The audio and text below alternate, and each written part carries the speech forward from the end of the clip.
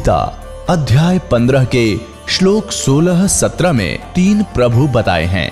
ये 3 प्रभु कौन हैं? किस प्रभु की शरण में जाने के पश्चात जन्म और मरण समाप्त हो सकता है? 3 प्रभुओं में सबसे उत्तम परमात्मा कौन है? कैसा है? उसका क्या नाम है?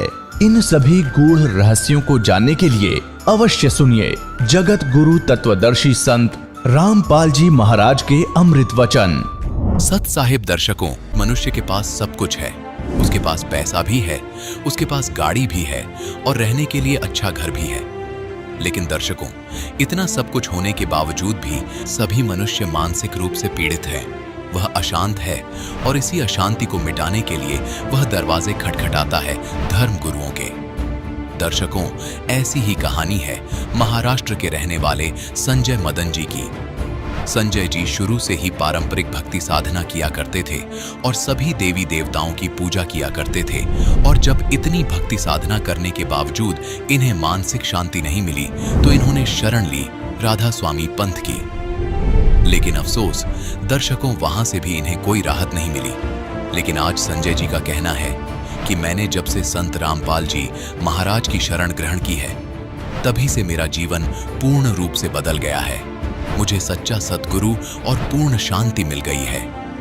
दर्शकों, आखिर संजय जी ऐसा क्यों कह रहे हैं? आखिर संजय जी ने राधा स्वामी पंथ को छोड़कर संत रामपाल जी महाराज की शरण क्यों ग्रहण करी? आइए सुनते हैं संजय मदन जी की कहानी उन्हीं की जुबानी। जी नमस्कार। नमस्कार जी।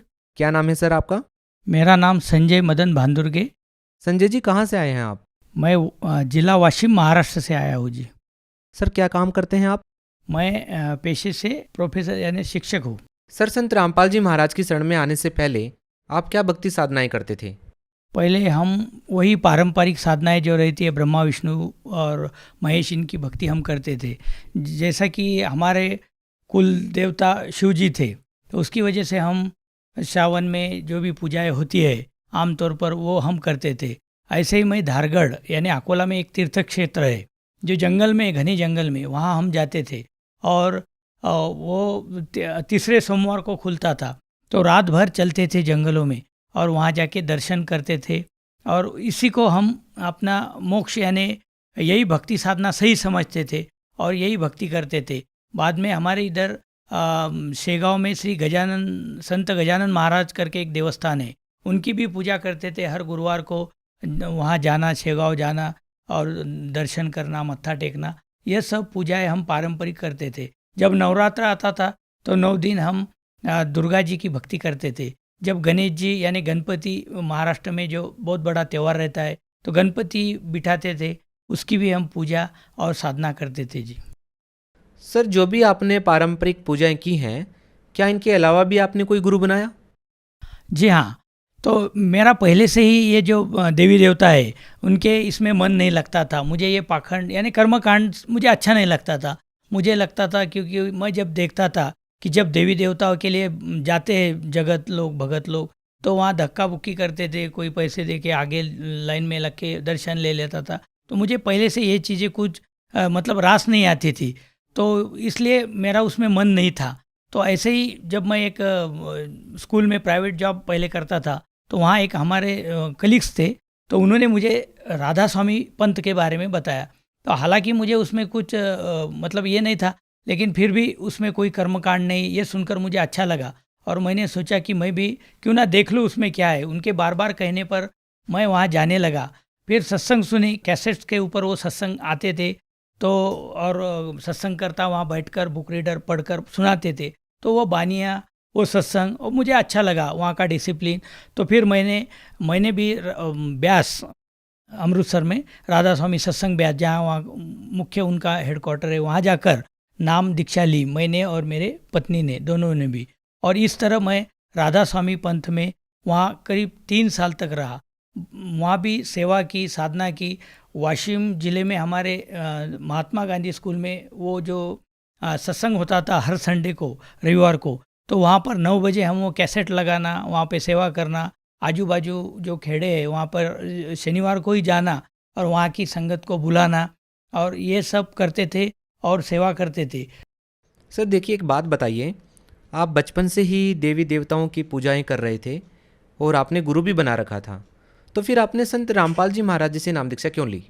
हाँ, तो फिर मुझे लगता था कि राधा स्वामी पंथ के ऊपर इस विश्व में कोई भी ऐसा पंथ नहीं है जो इतना अच्छा और सच्चा है।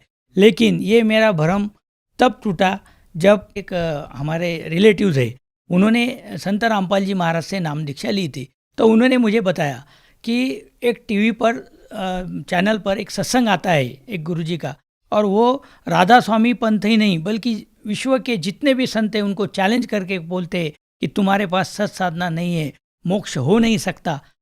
तो बंदी छोड़, ये सुनकर सर जी, ये सुनकर मेरे दिल को बहुत ठेस लगी। मैंने बोला ऐसा कौन सा संत है जो इतने बड़े पंथ को नाम रखता है? तो मेरा जो अहंकार था वो आड़े आ गया, और मैं शिक्षक था वो भी। तो मैं वो सत्संग देखने लगा कि इसमें क्या है, ऐसा क्या ये कह रहे हैं जिसकी वजह से इतने बड़े राधा स्वामी पंथ को ये गलत बता रहे हैं, ये कैसे हो सकता है? तो फिर मैंने जब उनके सत्संग सुने एक दो बार, तो भगतमती से मैंने चर्चा की कि ये संत तो अपने पंथ को गलत बताते। तो उन्होंने बोला इनके सत्संग मत देखो क्योंकि ये गुरु निंदा करते हैं और गुरु निंदा सुनना पाप होता है। तो फिर भी मैं छुप छुप के, पता नहीं मुझे वो खोज थी कि क्यों ये ऐसा कह रहे। सर, आपको कौन सी ऐसी बात ने सबसे ज़्यादा प्रभावित किया कि जिसको सुनकर के आपने संत रामपाल जी महाराज जी से नाम दीक्षा ले ली? हाँ, तो उस दिन जब मैंने एक बार सत्संग लगाया दूसरे दिन, तो उसमें उन्होंने डायरेक्ट घट रामायण वो पुस्तक किताब खोली जिसकी मैं प्रैक्टिस करता था, क्योंकि मुझे बुक रीडर की सेवा करने को अच्छा लग रहा था और मैं करना चाहता था।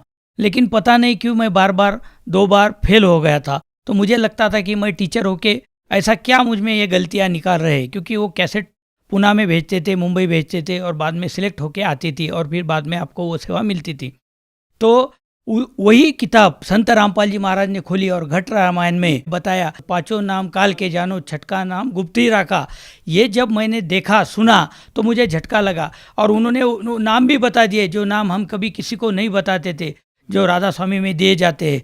तो वो नाम सुनकर संत रामपाल जी महाराज ने बताया कि ये तो काल के नाम है, और वो नाम जो है सार नाम, सतनाम, वो गुप्त है और उसी से मोक्ष होना है। फिर मुझे वो झटका लगा और मुझे ये तड़प बनी कि एक बार मैं ज़रूर जाऊँ और देख लूँ कि सच में ये कैसी साधना है, कैसी भक्ति है। सर, संत रामपाल जी महाराज के ज्ञान से आप काफ़ी प्रभावित हुए, तो हम ये जानना चाहेंगे कि फिर आपने नाम दीक्षा कब ली संत रामपाल जी महाराज से? तब मैंने 18 जून 2013 यानी कबीर जयंती के दिन हम वहाँ गए देखने के लिए। तो वहाँ जाने के बाद जब मैंने वहाँ के वो नियम पढ़े तो मुझे लगा कि ये नियम देखकर तो कोई विश्व का कोई भी आदमी शायद ही ये भक्ति कर पाएगा, ये तो बहुत कठिन नियम है।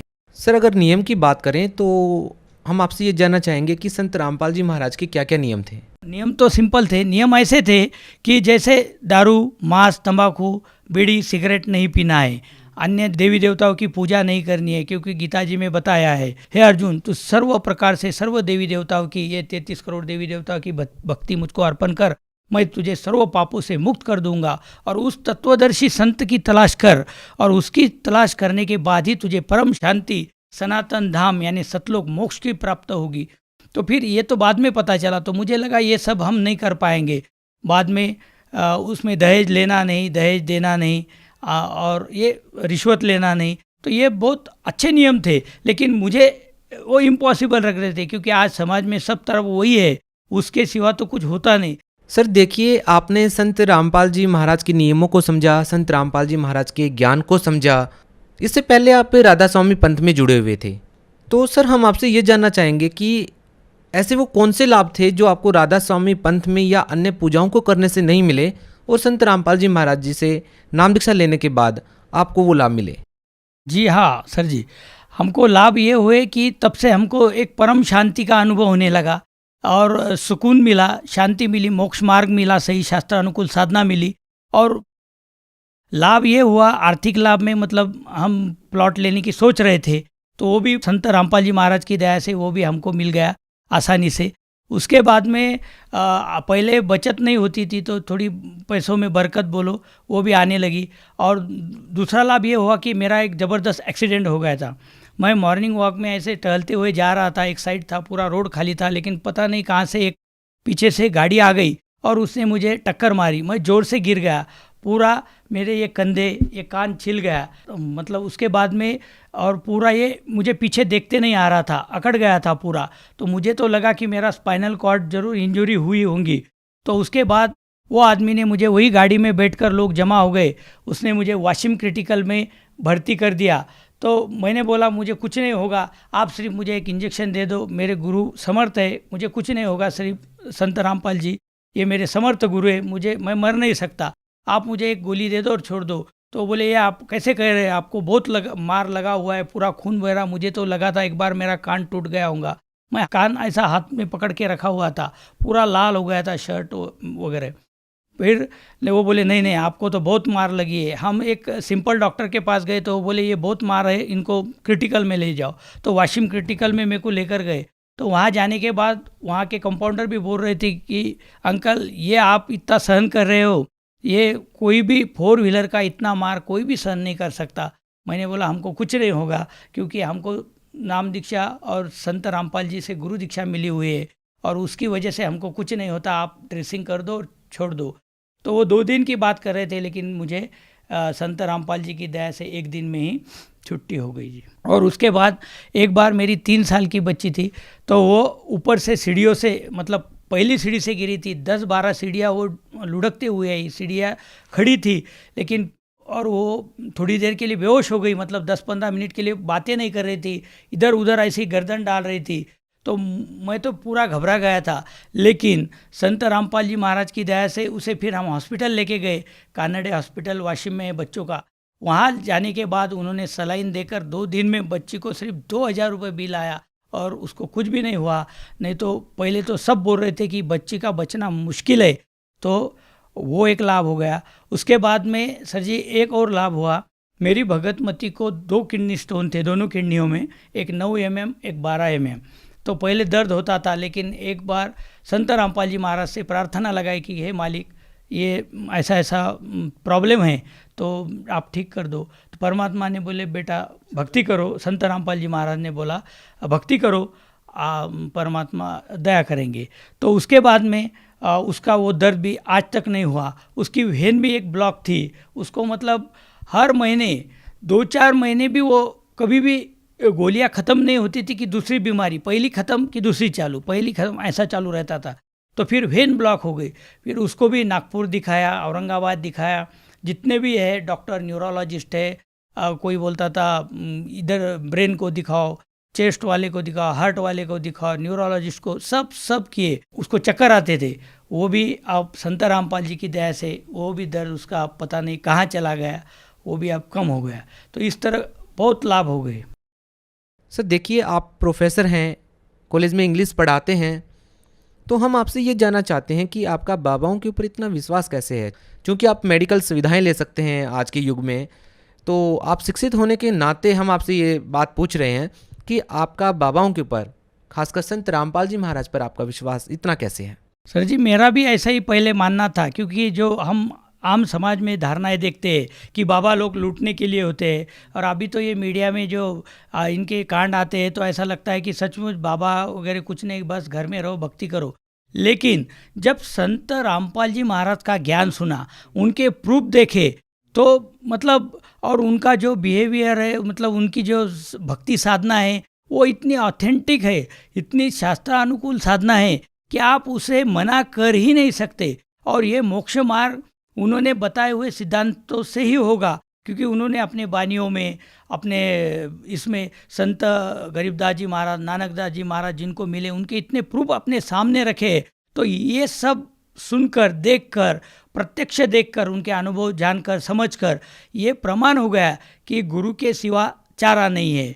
विज्ञान ने इतनी प्रगति कर ली, लेकिन भगवान के सामने विज्ञान कुछ नहीं। विज्ञान यानी क्या है? विशेष ज्ञान। अब जो परमात्मा ने सब बना के रखा हुआ है, संत रामपाल जी महाराज अपने सत्संगों में बताते हैं कि देखो सूरज तो सुबह उगने वाला है, अब हम उनको खोज के कुछ कैलकुलेशंस करके मतलब उस पर संशोधन करके 20-20 साल तक ये बताए कि कल 6 बजे उगने वाला है, कल 5:55 पर, तो फ़ायदा क्या हुआ? वो तो उगने वाला है, उगते ही आ रहा है। यानी यही है, विज्ञान क्या है, जो ब्रह्मांड चल रहे हैं, जिसके वचन से चल रहे हैं, वो आदि शक्ति है। और इतना सब होके आदमी फिर मरता क्यों है, विज्ञान बचाता क्यों नहीं लोगों को, तो हाँ, कैंसर ठीक क्यों नहीं होता। और यहाँ पे केवल नाम मात्र से इतनी शक्ति है संत रामपाल जी महाराज के, इसमें नाम मात्र से नशा छूट जाता है, बड़ी बड़ी बीमारियाँ, कैंसर, लाइलाज बीमारियाँ ठीक हो जाती है। तो फिर भगवान क्यों नहीं है, मतलब भगवान के आगे कुछ हो ही नहीं सकता। इसलिए हमें मानना पड़ेगा कि परमात्मा, संत रामपाल जी महाराज ने जो ज्ञान दिया है कि परमात्मा है और भगवान है, भगवान के सिवा अपन कुछ भी नहीं है। क्योंकि आदमी पर जब बड़ा संकट आता है तो ऊपर की ओर देखता है, वो क्यों देखता है, फिर डॉक्टर की तरफ क्यों नहीं भागता। डॉक्टर भी अक्सर ये बोलते हैं, उनको भी बीमारियां हो जाती है, वो भी बोलते हैं कि आप भगवान के हाथ में। तो आखिर में ये सब जाल है काल का, जो हमें भ्रमित रखता है कि यहाँ पे विज्ञान कुछ नहीं, ये सब परमात्मा का बनाया हुआ संसार है। सर, आप भगत समाज को क्या संदेश देना चाहेंगे? मैं सारे भगत को, समाज को यही संदेश, मतलब वो तो परमात्मा संत रामपाल जी महाराज दे रहे हैं अपने पुस्तकों से, जीने की राह, जगण्याचा मार्ग, ज्ञान गंगा, ये पुस्तकों से दे ही रहे, social media, Twitter, Facebook, Instagram पर। लेकिन मैं एक प्रार्थना दास की है सबको कि जो भी आज परमात्मा को खोज रहे तो अपना व्यर्थ समय मत गवाओ, इधर उधर मत भटको। आप केवल 6 महीने या ज़्यादा से ज़्यादा, बहुत ही मतलब जिसको समझ नहीं आता, 1 साल तक संत रामपाल जी महाराज के सत्संग सुनो। आपको सारी सृष्टि रचना, सारा आध्यात्मिक ज्ञान हो जाएगा। ये संसार कैसे बना है, क्या बना है, ये मालूम होगा। और शास्त्र अनुकूल साधना कैसे की जाती है, इसका सही ज्ञान होगा। और इसी से मोक्ष है, अन्य किसी चीज़ से मोक्ष नहीं है। सर, अगर आज के दिन कोई संत रामपाल जी महाराज से जुड़ना चाहता है और आपकी तरह, जैसे आपको संत रामपाल जी महाराज से नाम दीक्षा लेने के बाद लाभ मिले हैं, अगर कोई व्यक्ति संत रामपाल जी महाराज से जुड़ना चाहे तो कैसे जुड़ सकता है? अभी टीवी चैनलों पर जो भी सत्संग आते हैं या ज्ञान गंगा किताब भी आपको मिलती है SMS द्वारा फ्री में, तो उसके नीचे जो नंबर है, आप फ्लैश होते हैं, दिखते हैं, उस पर आप कॉल करो। तो हर जिले में नामदान सेंटर संत रामपाल जी महाराज ने सब पर दया करके बनाए हुए हैं। आप वहाँ जाकर निःशुल्क नाम दीक्षा प्राप्त करके और चलते फिरते भक्ति कर सकते हो। कोई कर्मकांड नहीं, कुछ नहीं, सिर्फ नाम जपना है। और इस जन्म मरण के दीर्घ रोग से अपने को छूटने का यही एकमात्र पर्याय संत रामपाल जी महाराज ने बताया है, जो आपको सहज ही प्राप्त हो सकता है। उस नंबर पर कांटेक्ट कीजिए और जल्दी से संत रामपाल जी महाराज की शरण में आ जाइए। आपको सर्व लाभ होगे, आर्थिक, शारीरिक और मौक्षिक भी होगा। बहुत बहुत धन्यवाद। नमस्कार जी। दर्शकों, अभी आपने सुने संत रामपाल जी महाराज से दीक्षा प्राप्त करके सुखी हुए भक्त के अनुभव। अब देखिए जगत गुरु तत्वदर्शी संत रामपाल जी महाराज के मंगल प्रवचन। हो गया सब छोटे छोटे बीज वाले गेहूं, चने, बाजरा, ज्वार, हैं, ये सारे काजू, किस्मत, सेब, संतरे, ये फल और मेवा, कहते ओनली ये है तेरा खाना है। इसमें कितने मांस खाने का। अपने आत्माओं आगे देखो, थोड़ा सा ध्यान से पढ़ेंगे इसको, आगे देखो। अब ये इनके भोजन का हो गया। आगे परमात्मा ने अन्य प्राणियों को भी मांस का आदेश नहीं दिया, शेर वगैरह को भी। ये भी पहले इनके ऐसे पंजे दे रखे हैं, जैसे समुद्र में भी इतना गजब का घास उगता है। पहले मछली और जितने भी जीव जंतु थे उस घास को खाते थे, वो इतना टेस्टी होता था। और शेर भी इतने पंजे उनको ये दांत दिए हैं। पेड़ों के अंदर इतना गजब का कई ऐसे पेड़ होते हैं जिनमें से दूध सा निकलता है, और ये शेर उसने पाड़ के और उसमें दूध पिया करते सारे। फिर धीरे धीरे इनकी वृत्ति बदल गई, वो पेड़ खत्म हो गए, फिर ये पशु पक्षियां खाने लगे। ऐसे ही मनुष्य मांस नहीं खाते थे, अरे धीरे धीरे आग लग गई मांस बिना की। तो शायद ही कोई अक्षेत्र अछूता रहा हो। तो इस प्रकार ये सारी बात न्यों बिगड़ी है बगैर ज्ञान के। और फिर से हम संभलेंगे, बुराई छूट जाएगी। देखिएगा यहाँ क्या कहा है, 5 पृष्ठ पर 30 नंबर पढ़ रहे, 29 तक हमने पढ़ लिया। और जितने पृथ्वी के पशु और आकाश के पक्षी और पृथ्वी पर रेंगने वाले जंतु हैं, जिनमें जीवन के प्राण हैं, उन सब के खाने के लिए मैंने सब हरे हरे छोटे पेड़ दिए, और वैसा ही हो गया। सांझ हुई और भोर हुआ, इस प्रकार ये 6वां दिन हो गया। यानी कि जितने भी पशु हैं, पक्षी हैं और जल के जीव हैं, सबके लिए छोटे छोटे हरे पेड़ दिए, आपको पौधे दिए और पेड़ दिए, ये और कुछ नहीं खाना। आगे देखो, ये 6वां दिन हो गया। अब 7वां दिन परमेश्वर ने यूं, 6वां दिन हो गया, अब 7वां दिन, यूं आकाश और पृथ्वी और उसकी सेना का, सारी सेना का बनाना समाप्त हो गया। और परमेश्वर ने अपना काम जिसे वह करता था 7वां दिन समाप्त किया और उसने अपने किए हुए सारे काम से 7वें दिन विश्राम किया। और परमेश्वर ने 7वें दिन को आशीष दी और पवित्र ठहराया, क्योंकि उसमें उसने सृष्टि की रचना के अपने सारे काम से विश्राम लिया। अब यहाँ क्या है कि 7 दिन में इस पवित्र बाइबल के अनुसार उस परम अक्षर ब्रह्म ने सारी सृष्टि रच के और इस काल को दे दी। फिर इस काल ने बागडोर संभाल ली। इसके बाद ये परमात्मा तो रच के इन्हीं के अनुसार ये चला गया, बैठ गया तख्त पर जा विराजा। अब पहले पवित्र, अब आपको पवित्र कुरान शरीफ दिखाते हैं। अब इन कुरान शरीफ के पढ़ने वाले पवित्र मुसलमान धर्म के इन अनुयायियों मुसलमानों से पूछ लो भगवान कैसा है। अल्लाह तो बेचून है। बेचून माने निराकार, उसका कोई आकार नहीं।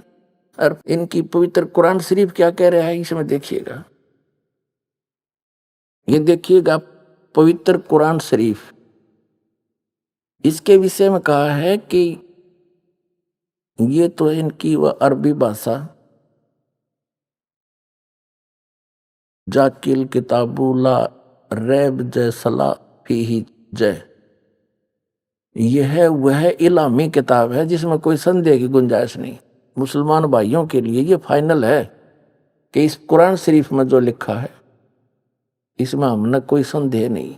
देखो ये क्या है फिर कुरान शरीफ, मुतरजम बरहिस्से सानुवाद सटीपन शास्त्रीय अरबी पद्धति और नागरी लिपि में रूपांतरकार हैं नंद कुमार अवस्थी, शेरवानी संस्करण। ये कहां से छपी है?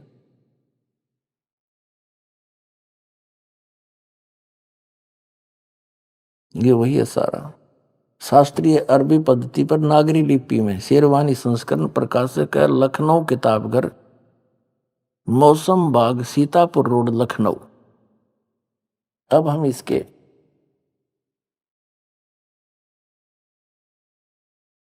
604 पृष्ठ पर आते हैं। सूरत फुरकानी में या सूरतुल फुरकानी कुरान शरीफ, और ये 604 पृष्ठ पे, ये तो है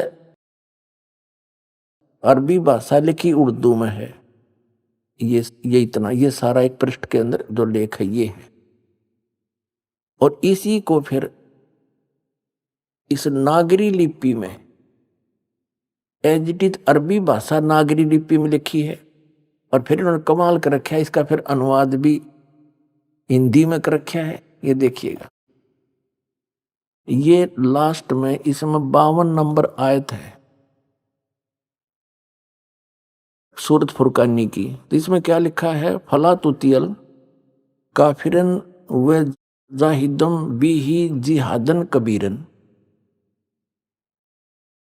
अब इसका अर्थ क्या करा इन्होंने, यहां देखिएगा। अब कुरान शरीफ का ज्ञान देने वाला अल्लाह, जैसे श्रीमद् भगवत गीता का ज्ञान देने वाला ब्रह्म काल और ये कुरान शरीफ का ज्ञान देने वाला दोनों एक हैं। श्रीमद् भगवत गीता का ज्ञान देते समय चौथे अध्याय के 34वें श्लोक में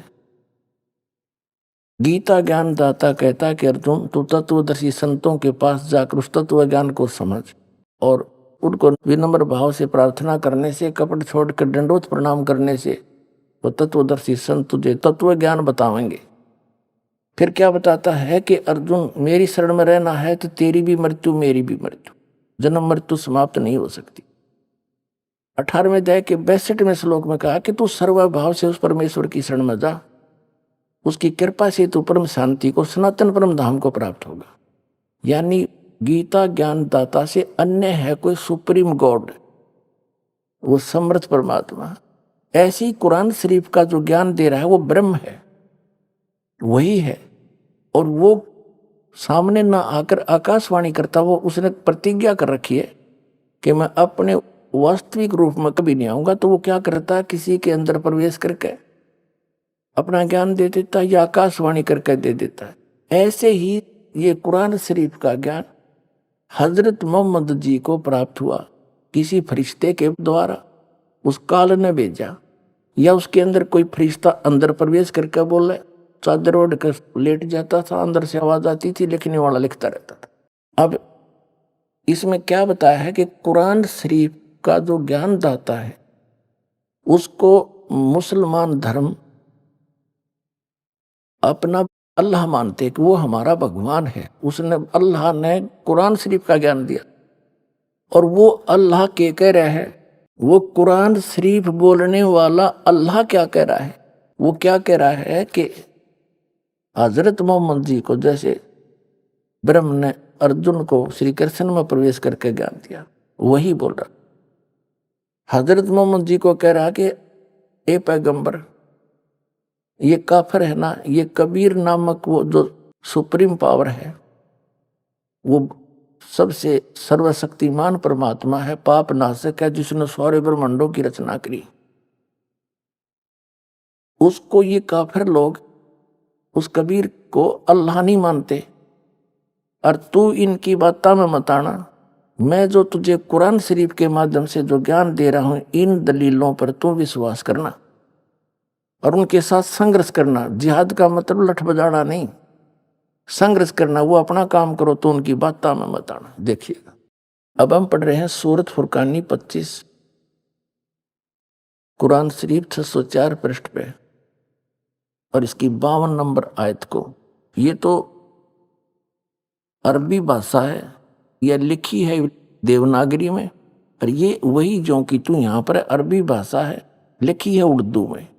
अच्छा, इस अरबी भाषा का अनुवाद फला तुतियल काफिरन व जाहिदुम बिही जिहादन कबीरन, यहां देखना, यहां अनुवाद किया है। तो ये 51 में ये 52 सुनोगी।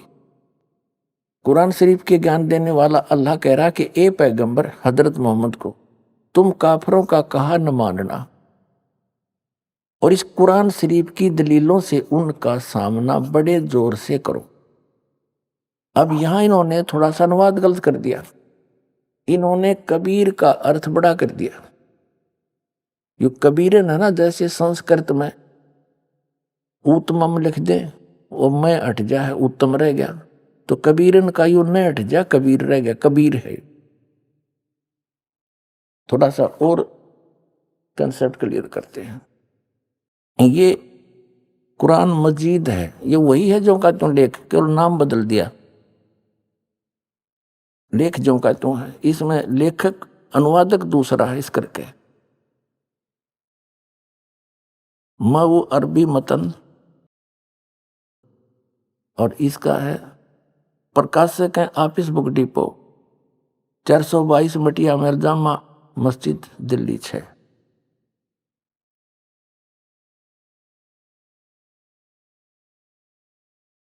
ये है कुरान मजीद हिंदी मुतरजम अरबी मतन, तर्जुमा यानी अनुवाद मौलाना फतेह मोहम्मद खान साहिब जालंधरी,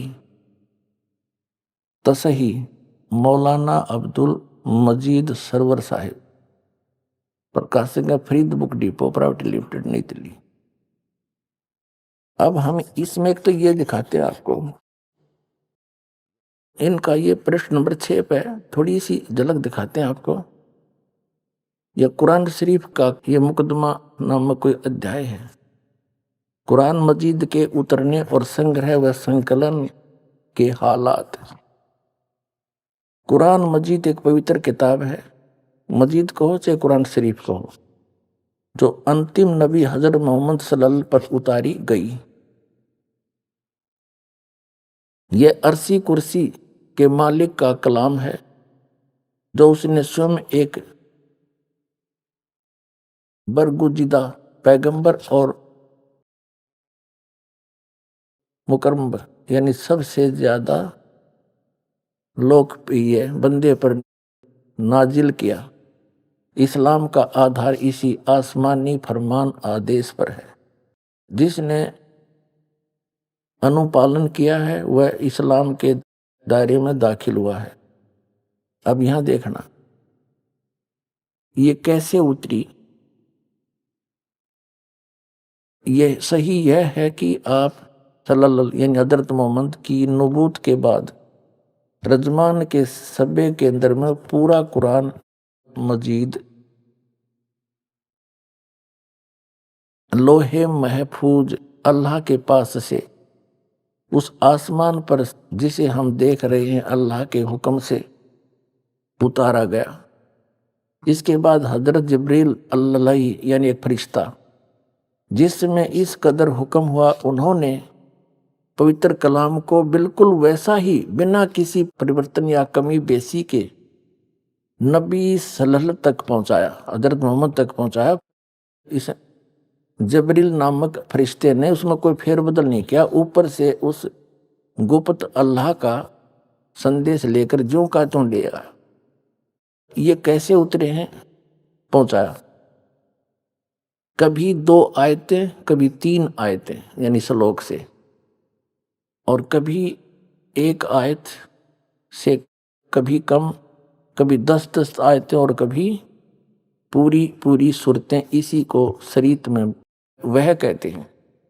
उलमा विद्वानों ने वह के विभिन्न तरीके हदीसों से पेश किए हैं। नंबर 1, ये कैसे प्राप्त हुई, हजरत मोहम्मद जी को ये कैसे प्राप्त हुई, किस किस प्रकार। एक प्रकार से तो जबरील यूं लेकर आया और हजरत मोहम्मद को पढ़ाया, उनका याद हो गया। ये देखो फरिश्ता वह लेकर आया हुक्म, और एक आवाज घंटी सी मालूम हो, यह स्थिति उनके हदीसों से साबित है। और यह किस्म वह की सभी किस्मों में सख्त थी। बहुत कष्ट नबी सल्लल्लाहु को होता था। यहां तक कि आपने फरमाया कि जब कभी ऐसी वह आती है तो मैं समझता हूं कि अब जान निकल जाएगी।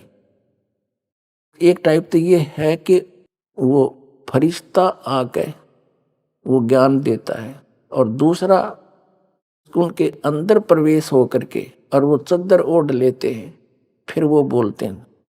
देखो दूसरे टाइप की, फरिश्ता दिल में कोई बात डाल दे। तीसरी, फरिश्ता आदमी के रूप में आकर बात करे। यह किस्म बहुत आसान थी और इसमें कष्ट न होता था। चौथा, अल्लाह ताला जागते में नबी सल्लल्लाहु यानी हजरत मोहम्मद के से कलाम फरमाए, आकाशवाणी करे। जैसा कि सबे मेराज की रात में 5वां अल्लाह ताला सपने के हालत में यानी जैसे सपना सा करके कलाम फरमाए हुक्म। यह किस्म सही हदीसों से साबित है। 6 नंबर है, फरिश्ता सपने की हालत में आकर कलाम करे, मगर अंतिम 2 किस्म के कुरान मजीद खाली हैं। पूरा कुरान जागने की स्थिति में नाजिल हुआ। अगरचे कुछ उलमा ने सूरह कौसर को आखिर में किस्म से माना है, लेकिन ये अपने को बता रहे हैं उसके प्रूव करने के लिए इसको रद्द कर दिया है।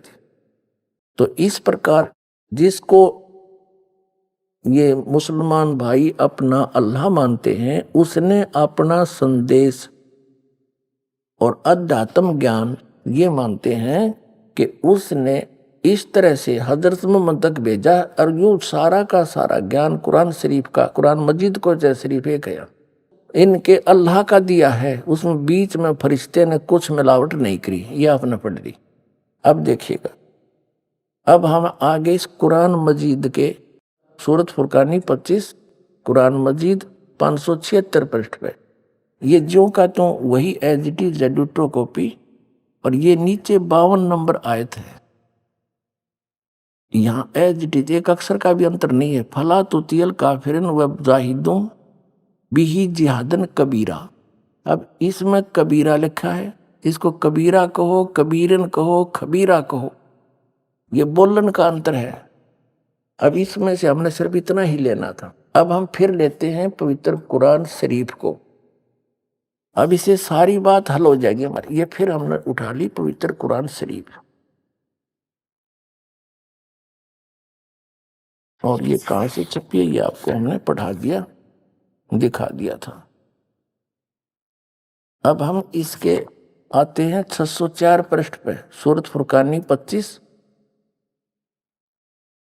और ये 604 पृष्ठ पे हम नीचे पढ़ लिया हमने। इसकी 52 नंबर आयत में वो का वो है।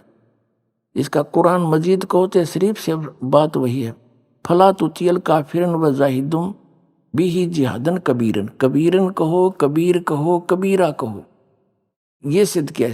इसका अर्थ इन्होंने यहाँ कर ही रखा। तो ए पैगंबर, ये कुरान शरीफ जब आई, उस कुरान शरीफ के ज्ञानदाता ने जो भी कहना था उसका आदेश है ये कुरान शरीफ, और उसने किस माध्यम से जैसे भी हजरत मोहम्मद को पहुंचाया, ये सारा का सारा आदेश जिसको मुसलमान भाई अपना खुदा मानते हैं उसका संदेश है। और वो क्या कह रहा है, किसी अन्य भगवान के बारे में कह रहा है। वो कबीर नामक परमात्मा है जिसने 6 दिन, जिसने सारी सृष्टि रची, और उस परमात्मा की खबर किसी बाखबर से पूछो। कुरान शरीफ का ज्ञानदाता भी किसी अन्य परमात्मा के बारे में कहता है और खुद भी अल्पज्जता सिद्ध कर रहा है। जैसे श्रीमद् भगवद गीता का ज्ञानदाता भी अपनी अल्पज्जता सिद्ध करता है कि मैं कंप्लीट ज्ञान नहीं रखता उस परमात्मा के बारे में, किसी तत्वदर्शी संत से पूछो। यही प्रमाण जो का तो इसमें पवित्र कुरान शरीफ में देखिएगा। ये हमने पढ़ लिया, यहाँ से हम पढ़ते आए थे 604 पर, 605 पर हमने पढ़ा। तो ए पैगंबर, तुम काफिरों का कहा न मानना, ये अनुवाद हिंदी में है इसका, और इस कुरान की दलीलों से उनका सामना बड़े जोर से करना। कबीर का अर्थ ने बड़ा कर दिया। इसका अर्थ ये बनता है कि कुरान शरीफ का ज्ञानदाता अल्लाह कह रहा है कि हे हजरत मोहम्मद, मैं तुझे जो ज्ञान दे रहा हूं ना, इन पर तो विश्वास करना। वो कबीर परमात्मा है, अल्लाह है वो, और सारा सुखदाई वही है, पाप नाशक भी वही है, और ये वही है जिसने सारी सृष्टि रची। और ये काफिर है ना, ये नहीं मानते उस कबीर को अल्लाह। तो मेरे इस संदेश पर, इन दलीलों पर, कुरान शरीफ की दलीलों पर तो विश्वास करना और उनके साथ संघर्ष करना, उनकी बातों में मत आना। इतनी सी बात। आगे देखो। अब हम आगे 607 पृष्ठ पर, इसमें क्या है, जैसे उधर है, यहां से ये आयत है 53, 54, 55, 56, 57, 58 में या 58, इसमें भी, इसमें लिखा है इवादही खबीरा। अब खबीरा कहो चाहे कबीरा कहो, कबीरन कहो, खबीरन कहो। अब इवादही माने पूजा के योग्य, पूजनीय कबीरा। वो कबीर परमात्मा पूज्य है, उसकी पूजा करनी चाहिए। और यहाँ फिर खबीरन, खबीरन कहो, कबीरन कहो, खबीरा कहो, कबीरा कहो। इसका अर्थ इन्होंने यहाँ हिंदी में कर रखा है। अब 53 नंबर आयत यहाँ से शुरू होती है, ये पृष्ठ नंबर 607 पे, सूरत फुरकानी 25 की ये कुरान शरीफ है। अब हजरत मोहम्मद को कुरान शरीफ का ज्ञानदाता कह रहा है कि तो तुझे बता दिया, इन काफिरों की बातों में मत आना, मैं जो कह रहा हूँ इसको फाइनल समझ लेना। कबीर इज गॉड, वो अल्लाह जो है वो कबीर जो अल्लाह है, और वो वही है। ये देखो 53 नंबर आयत में, और वही है जिसने 2 दरियाओं को मिला चलाया, एक का पानी मीठा प्यास बुझाने वाला और एक का खारी कड़वा, और दोनों में एक आड़ और मजबूत रोक बना दी। और वही है जिसने पानी की बूंद से आदमी को पैदा किया, फिर उसको साहिबे नसम यानी किसी का बेटा या बेटी, और ससुराल वाला यानी किसी का दामाद बहू बनाया। और तुम्हारा परवरदिगार हर चीज करने पर शक्तिमान है।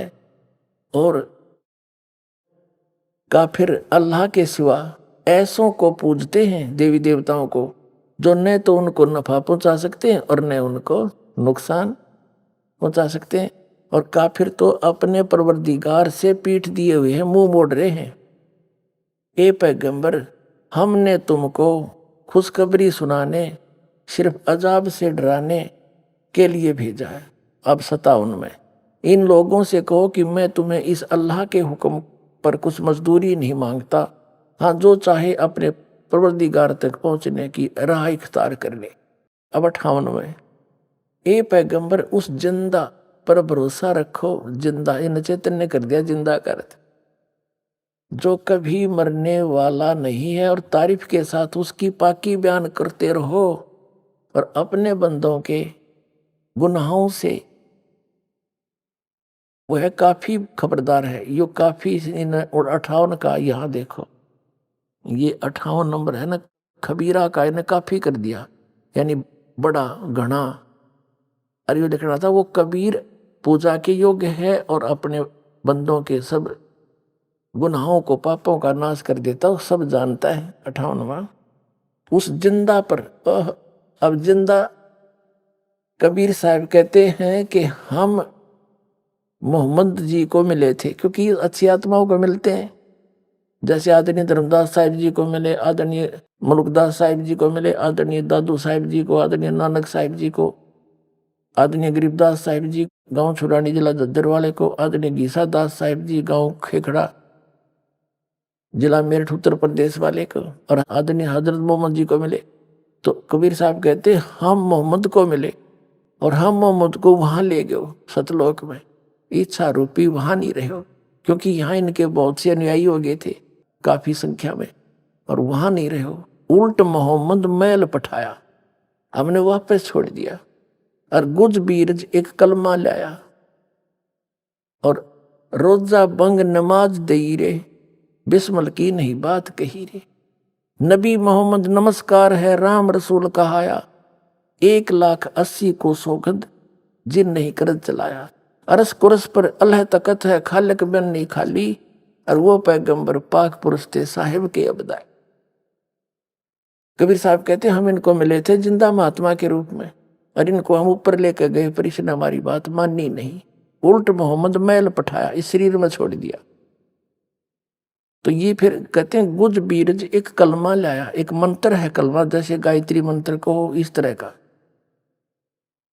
और रोजा बंग और नमाज दई रे, हजरत मोहम्मद जी ने व्रत रखन की और आवाज लगान की बंग और नमाज करने की बात कही थी, बिस्मल की नहीं बात कही रे। उन्होंने ये बकरे मारने की बात नहीं की, क्योंकि अरस कुरस पर अल्लाह तकत है, अल्लाह का तकत है ऊपर। अरस के कुरस पर आखिरी आसमान के आखिरी सतर पर सतलोक रहता परमात्मा। अरस कुरस पर अल्लाह तकत है, खालिक बिन नहीं खाली। और ये पैगंबर तो पाक पुरुष थे, ये तो पवित्र आत्मा थी, साहिब के अब्दाली यानी परमात्मा के ये कृपा पात्र थे। ये ऐसा काम करे, मांस खाते ये ज्ञान होकर के, ये तुमने अपनी जाड़ के स्वाद में बात बिगाड़ रखी है। कहते हैं नबी मोहम्मद नमस्कार है, वो तो एक आदरणीय महापुरुष थे, राम रसूल कहाया, भगवान का वो पैगंबर कहलाया। और 1,80,000 को सौगंध जिन नहीं कर चलाया। हजरत मोहम्मद जी के कुल 1,80,000 अनुयायी बने थे। उन्होंने किसी कोई मांस नहीं खाता था, यहाँ तक कि ब्याज भी नहीं लेते थे आपस में किसी से, भरी मदद किया करते थे। तो जो आदमी इतना दयालु हो कि ब्याज की पीड़ा भी नहीं देनी, क्या वो मांस खाने की सलाह देगा? तो कहते हैं नबी मोहम्मद नमस्कार है, राम रसूल कहाया, 1,80,000 को सौगंध। कहते सौगंध है उन महापुरुषों की, उन्होंने जिन नहीं कर्ज चलाया, उन्होंने तुम्हारी तरह बकरे नहीं काटे। तो यहाँ वही है कि इसमें प्रमाण तो वही है कि अब कुरान शरीफ का ज्ञानदाता कह रहा है कि तुझे जो जिंदा महात्मा के रूप में मिल रहा था वो कबीर अल्लाह है, और वो सब दुखों का दूर कर सकता है, सब पाप काट सकता है, वो वास्तव में अविनाशी है, उसको कोई मार नहीं सकता। देखिए अब हम फिर पढ़ रहे हैं कुरान शरीफ का सूरत फुरकानी 25, ये अनुवाद है, और यहाँ है ये कुरान शरीफ सूरत फुरकानी 25 का आयत नंबर 58 हम पढ़ रहे हैं। ए पैगंबर, उस जिंदा पर, इन्होंने अनुवाद कर दिया, ये नहीं पढ़ना, उस जिंदा पर जो जिंदा महात्मा के रूप में तुझे मिले थे पर भरोसा रखो, जो कभी मरने वाला नहीं है, वो वास्तव में विनाशी है, और तारीफ के साथ उसकी पाकी बयान करते रहो। यानी कुरान शरीफ के ज्ञानदाता से अन्य कोई और समर्थ शक्ति है जिसकी इस तरफ संकेत कर रहा है कुरान शरीफ का ज्ञानदाता पुण्यात्मा। ये समझ लेना, बस इसमें इतना समझना है। तारीफ के साथ उसकी पाकी यानी पवित्रता की बयान माने महिमा करते रहो, वर्णन करते रहो, और अपने बंदों के गुनाहों से वह जो कबीर लिखना था, वह कबीर खबरदार है, खूब जानता है, थारे दुखों को खूब दूर कर देगा, वो बालक नहीं है, उसकी महिमा करो, उसका गुणगान करते रहो। आगे देखो 58 पढ़ दी, अब 59 में, अब 59 नंबर हम पढ़ेंगे, 58 पूरी होगी। जिसने आसमानों और जमीन और जो कुछ उनके बीच में है सबको 6 दिन में पैदा किया, जैसा पवित्र बाइबल में लिखा है। फिर तख्त पर जा विराजा, वह अल्लाह बड़ा।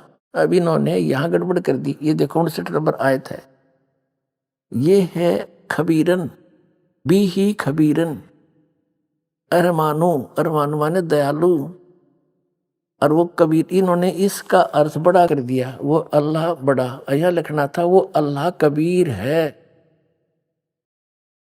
59वां पढ़ रहे, जिसने आसमानों और जमीन और जो कुछ उनके बीच में है सबको 6 दिन में पैदा किया, पवित्र बाइबल वाला व्याख्यान है जो का। तो फिर तख्त पर जा विराजा, वह अल्लाह कबीर, ये लिखना था, दयालु है, रहमान है। तो उसकी खबर, उस कबीर नामक अल्लाह की जानकारी किसी बाखबर यानी तत्वदर्शी संत इल्म वाले से पूछ देखो। इन दोनों पवित्र सदग्रंथों ने रल मिलकर क्या सिद्ध कर दिया कि परमात्मा मनुष्य दृश्य है। पवित्र बाइबल में कहा है कि भगवान ने अपने रूप जैसे ही मनुष्यों को नर नारी करके उत्पन्न किया, और 6 दिन में सृष्टि रची, 7वें दिन विश्राम किया। तो कुरान शरीफ ने यह सिद्ध कर दिया, उसका नाम बता दिया कि वो अल्लाह कबीर है, जिसने 6 दिन में सृष्टि रची और 7वें दिन तख्त पर जा बैठा। अभी आपने सुने संत रामपाल जी महाराज के मंगल प्रवचन। आइए अब सुनते हैं संत रामपाल जी महाराज से नाम दीक्षा लेकर सतभक्ति करके अद्भुत लाभ प्राप्त करने वाले अनुयायी के विचार। दर्शकों, क्या एक साधारण इंसान की जिंदगी में ऐसा चमत्कार हो सकता है जिससे उसके हर दुख और हर पीड़ा मिट जाए? जी हाँ, ऐसा ही कुछ हुआ है मध्य प्रदेश के रहने वाले मनीराम पटेल जी के साथ। मनीराम जी शुरू से ही पारंपरिक भक्ति साधना किया करते थे, लेकिन फिर भी उनके परिवार में अनेकों समस्याएं थीं। इनकी बहन एक बीमारी से जूझ रही थी जो ठीक होने का नाम ही नहीं ले रही थी। मनीराम जी का पूरा परिवार आर्थिक तंगी का भी शिकार था। लेकिन दर्शकों, आज मनीराम जी का कहना है कि जब से मैंने संत रामपाल जी महाराज की शरण ग्रहण की है, तभी से मेरा जीवन पूर्ण रूप से बदल गया है। आज मैं और मेरा परिवार पूर्ण रूप से स्वस्थ हैं। मुझे संत रामपाल जी महाराज के रूप में पूर्ण परमात्मा मिल गए हैं। दर्शकों, आइए जानते हैं कि मनीराम जी ऐसा क्यों कह रहे हैं। आखिर संत रामपाल जी महाराज ने मनीराम जी के साथ कौन से चमत्कार कर दिए? आइए सुनते हैं मनीराम पटेल जी की कहानी उन्हीं की जुबानी। सर नमस्कार। नमस्कार। सर क्या नाम है आपका? मनीराम पटेल, ग्राम भोगावा, तहसील पुनासा, जिला खंडवा, मध्य प्रदेश का निवासी हूँ। संत रामपाल जी महाराज से नाम दीक्षा कब लिया आपने? संत रामपाल जी महाराज से नाम दीक्षा 20/3/2013 को ली। सर संत रामपाल जी महाराज की शरण में आने से पहले आप क्या भक्ति करते थे? संत रामपाल जी महाराज की शरण में आने के पहले मैं साधु संतों में खूब जाता था।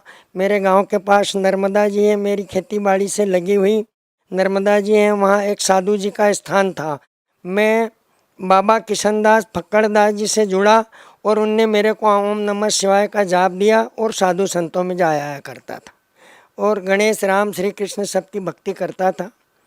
सर, जब आप सभी देव देवताओं की पूजा कर ही रहे थे तो फिर आप संत रामपाल जी महाराज की शरण में क्यों आए? वो ऐसा आना पड़ा, मेरी बहना काफ़ी बीमार रहा करती थी, तो मेरे गांव का एक व्यक्ति सतलोक आश्रम गया और वहाँ से ज्ञान गंगा की पुस्तक लाया। वो ज्ञान गंगा की पुस्तक उसने हमारे घर परिवार में दी। जब उसको हमने पढ़ा, अध्ययन किया, तो मन में विचार आया कि जीजी की तबीयत वहाँ से ठीक हो सकती है, इसलिए हम संत रामपाल जी महाराज के सतलोक आश्रम पहुँच गए। सर, आप संत रामपाल जी महाराज की शरण में इसलिए गए कि आपकी बहन की जो तबीयत थी वो बहुत ख़राब रहती थी, उसका इलाज करवाने के लिए, या फिर उनकी बीमारी ठीक नहीं हो रही थी, उसका समाधान करवाने के लिए आप संत रामपाल जी महाराज की शरण में गए। तो क्या सर, संत रामपाल जी महाराज की शरण में जाने के बाद आपके बहन की बीमारी ठीक हुई? क्या आपको उनकी बीमारी में राहत मिली? हम जैसे ही सतलोक आश्रम पहुँचे तो हमारी जीजी जो काफ़ी समय से बीमार थी, उनको कम से कम 10-5 पैसे की जाने में ही और भगवान के संत रामपाल जी महाराज के दर्शन करने से ही उनके माथे पुण्य हाथ रखा। वो बहना खूब रोने लगी और थोड़ा उनके स्वास्थ्य में फर्क पड़ा, अंतर हुआ, 10-5 पैसे की उनको फ़ायदा हुई। तो हमको ये विश्वास हो गई कि अब दुनिया में ऐसे संत के पास जाने से इतना बीमार जब अच्छा हो सकता है तो और भी आगे कुछ फ़ायदे होंगे इस मनुष्य जीवन में। फिर क्या हुआ कि मैं किसान था, तो मेरी एक ज़मीन जो थी वो बिकी और अच्छे भाव में बिकी। मैंने सोचा दूसरी जगह में अपन ज़मीन खरीद लेंगे। तो हमारे गांव के पास एक साधु बाबा का स्थान है। उस साधु बाबा ने मेरे बेटे से 6.5 लाख रुपए, 6,51,000 रुपये ले लिए और कहा कि भाई ये आप दे दो, हम कुंभ के मेला में ये साधु संतों में भंडारा करेंगे और तुमको डबल पैसा दे देंगे। अब साहब वो हमको परेशान करने लग गए। अब जब भी हम जाएं बोले 4-8 दिन में दे देंगे, 4-6 दिन में दे देंगे, 10-5 दिन में दे देंगे। ऐसा करते करते हम 2-4-6-8-10 महीने तक जाते रहे। सब पैसे के लिए दिक्कत हो गई, मेरे पे कर्जा हो गया। गरीब आदमी, किसान आदमी, घर में झगड़े होने लगे, कर्जे वालों की तगादा होने लगी। बार बार उनके पास जाकर कहने लगे। उनने ऐसा करते करते हमको काफ़ी समय निकाल दिया। फिर दिमाग में ये बात आई कि बहना को हम वहाँ सतलोक आश्रम ले गए थे, ज़रूर क्यों ना गुरुजी की, संत रामपाल जी महाराज की शरण में चलें, ज़रूर वहाँ से अपना पैसा कुछ भी देने के लिए वो कहेंगे। और विश्वास हो गई थी मन को। हम वहाँ गए, परमात्मा के दर्शन किए। संत रामपाल जी महाराज ने, हमारी घरवाली ने और हमने ये बताया कि हमारी ज़मीन का पैसा बेच के बेटे से इनने ले लिया है।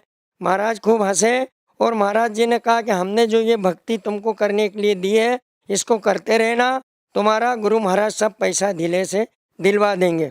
ऐसा कुछ रहा कि कुछ समय के बाद उनके गुरु जी आए, जो गांव में साधु जी, उनके गुरु इधर मथुरा के आसपास कोई उनका छापा गांव में कोई स्थान है, वहाँ से आए। उनने धीरे धीरे हमको 4 लाख रुपए के चेक दिलवा दिए। चेक को बैंक में डाल रहे थे, बैंक से वो उसका पैसा नहीं निकल रहा था, बाउंस हो जा रहा था। फिर बंदी छोड़ संत रामपाल जी महाराज की दया से वो पैसे की बिल्कुल उम्मीद नहीं थी, हम तो रोग आके रोज दिक्कत में थे। परमात्मा की ऐसी दया हुई, वो पैसा मेरा निकल गया। वो पैसा मेरे को वापिस उस साधु के द्वारा मिल गया। और मैं काफ़ी समय से जो बवासीर की बीमारी से बीमार था, भोजन टाइम से कर नहीं पाता था और 10-12 चिलम गांजा पीने की जो मेरे को आदत पड़ी हुई थी, वो मेरी आदत छूट गई। और कर्जे में था, मेरा सब कर्जा दिवा गया, कर्जा निपट गया और आज मैं सब बातों से सुखी चैन अमन से हूँ और सारी दिक्कतों झंझटों से दूर होकर के चैन अमन का जीवन जीता हूँ। गांव में रहता हूँ, किसान हूँ। ये मेरे को फायदे हुए और ऐसे छोटे छोटे अनेकों लाभ हुए मेरे को। एक बार मेरी ज़मीन की एक पावती गुम हो गई। मैंने तहसीलदार से कहा, पटवारी से कहा, कोई बनाने के लिए तैयार नहीं था। मैंने परमात्मा से अर्जी लगाई, बार बार परमात्मा से निवेदन करा। संत रामपाल जी महाराज रात को मेरे सपने में आए। यही सफ़ेद कुर्ता पजामा और जैकेट पहने थे, माथे पे साफा बांधा था। ऐसे ही मेरे मामा जी की हुलिया थी, हंस रहे थे, मेरा नाम बोला, अरे बलीराम पटेल सोया है, तेरी पावती नहीं बन रही है। मेरे को रोना ही, मैंने कहा नहीं बन रही, काफ़ी समय से परेशान हूँ, लोग परेशान करते हैं, पावती नहीं बना रहे। परमात्मा की, संत रामपाल जी महाराज की, उस भगवान की, उस परमात्मा की, उस गुरु जी की ऐसी दया हुई कि मेरे को एक पावती नहीं 4-4 पावतियाँ बना करके दे गए। एक तहसीलदार ने बना दी, एक पटवारी ने बना दी, एक एसडीएम ने बना दी, एक कलेक्टर ने। जब 4 पावती एक किसान के पास देखी, ऐसा होता नहीं है, तो कलेक्टर ने पूछा एसडीएम से, बोले इनके पास 4 पावती। एसडीएम कहता साहब आपके आदेश से बनाई, तहसीलदार कहता आपके आदेश से बनाई, पटवारी कहता आपके आदेश से बनाई। आज मेरे पास एक पावती है, 3 पावतियाँ उनने उनकी वापस जमा कर ली। और तो साहब जीवन में छोटी मोटी ऐसी अनेकों घटनाएं हुई। एक बार मेरा बच्चा काफ़ी बीमार हो गया था, तो परमात्मा की ऐसी कुछ दया हुई, मैंने उनको मन ही मन भावों से याद करा है। परमात्मा, डॉक्टरों ने इसको मना कर दिया है, यह आपके बच्चे का जीवन मुश्किल है। मैं इंदौर यहाँ लाया, उनका काफ़ी इलाज हुआ, 20 दिन तक इलाज चलता रहा। डॉक्टर लोग मेरे को नॉर्मल पोजीशन बताते रहे। मैंने मन ही मन ध्यान करा कि हे परमात्मा आप ही हो, और तो मेरा कुछ इस दुनिया में है नहीं। संत रामपाल जी महाराज की ऐसी दया हुई, मेरा बच्चा अच्छा है, चंगा है, आज वो डॉक्टर है। मैं पूरे परिवार के साथ गांव में रहता हूँ, घर रहता हूँ, किसान हूँ, आबाद हूँ, और अच्छे से खाता पीता हूँ और कर्जे से मुक्त हूँ। और ऐसे मेरे को अनेकों लाभ हुए। सर, जैसा कि आपने बताया कि पहले आप गांजा पीते थे, चिलम पीते थे, आप बहुत नशा करते थे। सर, आपका वो नशा कैसे छूटा? वो नशा मैं जैसे ही सतलोक आश्रम गया तो संत रामपाल जी महाराज की ऐसी कृपा हुई कि उनने मेरे माथे पे हाथ रखा दर्शन करते ही, तो मेरे मन के भाव अपने आप एकदम बदल गए। और वहाँ से मेरे मन में ये भाव आ गया, ये सब बुरी लत है। आज मैं न कोई गांजा, न कोई भांग, न कोई गुटखा। मेरे को गांजा, भांग, गुटखा, कमला पसंद कम से कम 100-150 रुपए की खर्चा लगती थी। दिन में 25 चिलम गांजा लगता था, 10 गुटके लगते थे, 5-7 कमला पसंद खाता था। वो सब छूट गई और सारी विविधाओं से दूर होकर के आज मैं बड़ा चंगा हूँ और खुश हूँ। सर, यहाँ पे आपने एक हैरान करने वाली बात बताई है कि पहले आप बहुत नशा करते थे, लेकिन संत रामपाल जी महाराज के शरण में जाने के बाद उन्होंने जब आपको आशीर्वाद दिया और उनके आशीर्वाद से आपके मन के भाव ही बदल गए। सर, ऐसा देखने में आता है कि जो लोग नशा करते हैं वो चाहकर भी नहीं छोड़ पाते। सरकार इसके लिए बड़ी बड़ी योजनाएं लेके आती है, नशा मुक्ति केंद्र खोलती है, उसके बावजूद भी लोग नशा नहीं छोड़ पाते हैं, सरकारें भी नशा नहीं छुड़वा पाती है। लेकिन क्या सर, जो लोग नशा छोड़ना चाहते हैं और वो संत रामपाल जी महाराज से नाम दीक्षा लेते हैं, तो क्या उनका भी नशा छूट जाएगा? हाँ, जो लोग संत रामपाल जी महाराज की शरण में जाते हैं, उनसे नामदान लेते हैं, वाकई उनका नशा छूट जाता है। ये मेरा स्वयं का अनुभव भी है, ये मैंने देखा भी है। मेरे से ज़्यादा बदमाश तो और कोई हो नहीं सकता, क्योंकि मेरे को तो 25 चिलम गांजे की लगती थी। घर से पटेल आदमी था, खूब गांजा पी पी के कर्जा कर रखा था, भांग भी पीता था, और जो भी नशे थे दुनिया के वो लगभग सब मैं करता रहता था। पर संत रामपाल जी महाराज की शरण में जाने से मेरी वो नशे की लत छूट गई। मैं आज चंगा हूँ, दोनों समय भोजन करता हूँ, बवासीर की बीमारी भी ख़त्म हो गई। मैं अपने जितने भी भाई बहन, जो भी हिंदुस्तान के किसान गृहस्थ, जो भी लोग हैं, जीवधारी जितने भी जीव हैं, उनसे अपने तरफ से एक निवेदन करूँगा, बार बार निवेदन करूँगा कि जितने भी नशेड़ी पतेड़ी भाई बंद हैं वो संत रामपाल जी महाराज की शरण में जाएं। मेरा अनुभव है, मेरा दावा है, और मेरा उनसे बार बार निवेदन है हाथ जोड़ करके कि संत रामपाल जी महाराज की शरण में जाएं। उनका दारू, मांस, मटन, व्यभिचार इत्यादि बुराइयां, कुरीतियाँ सब छूट करके वो जीवन में चंगे हो जाएंगे, कर्जे बाम से उतर जाएंगे और अपने घर में चैन और अमन का जीवन जिएंगे। ये मेरी निवेदन है लोगों से। जी, बहुत बहुत धन्यवाद आपका। नमस्कार।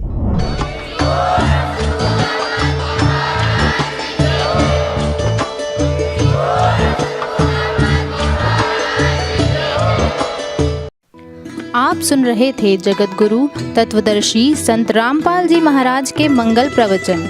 अधिक जानकारी के लिए संपर्क करें।